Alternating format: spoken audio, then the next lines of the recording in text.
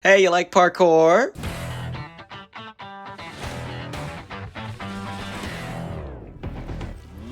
Welcome to HASTE, that game Landfall made right before they made that cool climbing game with Aggro Crab. It's really fun, and I love this game. You might love it too if you never got around to playing Neon White, but you want to pretend you're too cool for Subway Surfers. Yeah, this is the game for you.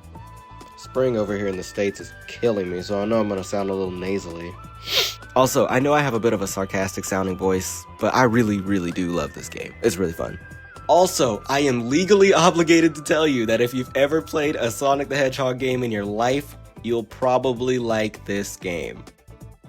So, story stuff. Here you play as Zoe, the fastest Amazon delivery girl in existence. She usually hops between worlds delivering stuff. But one day her delivery days are interrupted by the fact that the universe is now collapsing in on itself, swallowing up entire worlds in darkness, I guess.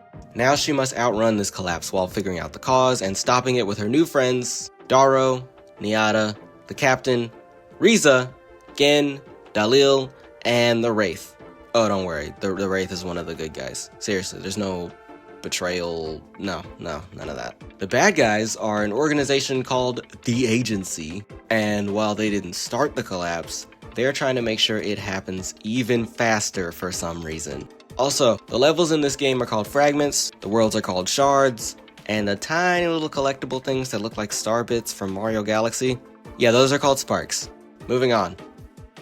Okay, so the agency may be hastening the collective heat death of the universe, but the real enemies in this game are the hilly terrain that makes you go up instead of forward, the random pitfalls that you can't predict half the time, and the gauntlet of natural, magical, and mechanical obstacles that would make Wile E. Coyote cancel his Acme subscription.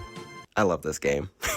I really do, I love this game. If you want to stand a chance at outrunning the collapse, I'd better teach you how to play. So, Zoe runs forward automatically, but you can hold forward all the time if you're scared, like me. The only button you absolutely have to use is the A button, or you can use R2. It lets you fast fall, or dive. Where you land when you fall like this determines how fast you're gonna go. It's parkour, so you gotta make sure you land on this side of the hill, not this side, or else you'll run out of momentum and the collapse will catch you. And if you ever need an extra boost of speed, you can use the L2 button to hop on your hoverboard. Man, you told me this wasn't like Subway Surfers. Well, surprise, motherfucker! But that hoverboard runs on energy. This little yellow bar over here. You get more energy by getting good, great, or perfect landings, so you're gonna have to practice. But don't worry, once you get the hang of it, it feels pretty nice. Okay, no, it doesn't feel nice. It feels amazing. The terrain in this game is so curvy, it's at the top of my hear me out list. I love all the twists and turns and the little paths winding through the trees and the rocks. Landing perfect after perfect after perfect just feels so good. I love running on top of the giant mushrooms, dodging through the ancient monuments, going up and then down and then up and then down. Cool stuff. And my favorite thing to do in this game is to just run off the top of a hill and just fly. Granted, I was one of the 5 kids in 2nd grade who would just run downhill with their arms out to their sides, jackets open, fluttering like capes, pretending that they were flying.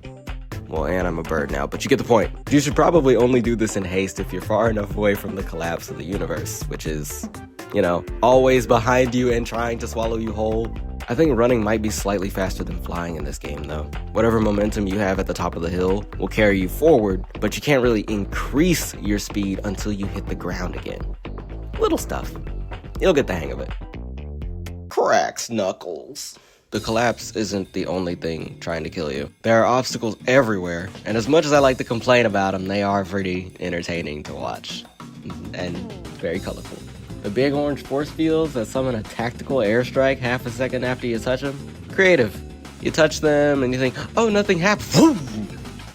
Oh, there goes half your health and, more importantly, all your momentum. I'm personally a big fan of the colossal skeletons that are circles of bones sticking up out of the ground and, curving towards the center. You can actually do a perfect landing on top of the bones if you aim it right. Little things. But since I've played Breath of the Wild and done the Leviathan quest before, I'm just, naturally curious about giant curving bones that have a pattern. Oh, what's in the middle of that? I asked myself once. I was then shot 57 times. No. Some levels are full of cactus farms. In some other levels, an earthbender wants you dead. In some other levels, giant shards of ice rain from the sky like Elsa and Todoroki just sneezed at the same time. Looks pretty. I don't know what to think about the boost rings though. Like, are they my friends or not? When Zoe passes through a boost ring, she, well, boosts forward a little bit. Kinda like the dash panels in Sonic. Yes, I will make at least 2 Sonic references when I'm talking about the best Sonic not Sonic game of all time.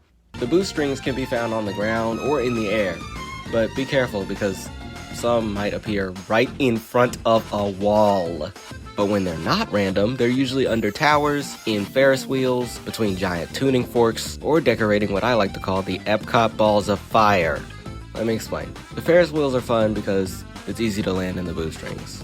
They spin slowly enough. What sucks is when the Ferris wheel owners decided to spice things up and add lasers spinning in the opposite direction of the wheels. And then they spin at a different speed than the Ferris wheels do. So if you don't know what you're doing, you could get hit by a laser while boosting from the ring at the same time. And they wonder why nobody goes to the fair anymore. The tuning forks are nice. I don't really have anything to say about them except that a tuning fork is a 2-pronged steel device used by musicians which vibrates when struck to give a note of specific pitch. I fucking hate the Epcot balls of fire though. Look, they're spherical lattices of lava lines with boost rings interspersed in there to kind of entice you. They're like, ooh, come over here, Zoe, we're not gonna hurt you.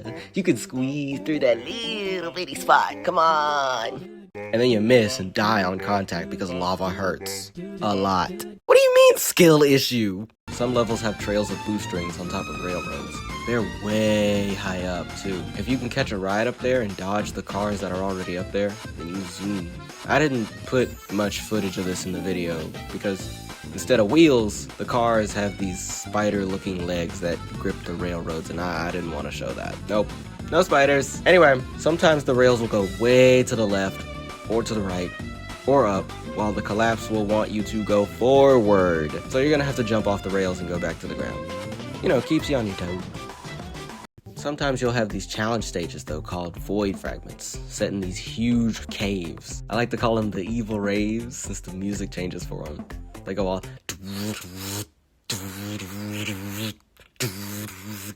and the lighting changes to like some kind of dark blue, purplish, black rave. And thankfully, there are no strobe lights. Thank God. Thank you, Landfall. Those always give me headaches. What do you mean, skill issue? Anyway, the evil raves look pretty cool, but they are so fucking dangerous. There are spires of rocks that stretch really, really high, but sometimes they have holes you can pass through. And there's the occasional ramp that leads to a purple wall of floating vertical blocks, but there are always gaps in them that you can pass through. Then there's usually a big purple disco ball, and its rays of lights are very dangerous to touch. But those rays usually have, gaps you can pass through. Oh wait, I almost forgot. They also have these big blue force fields that wrap you around their center and fling you backwards toward the calamity chasing you at the slightest touch. Huh? Gaps you can... Oh, no. These are pretty much instant death. Don't touch those. Ever.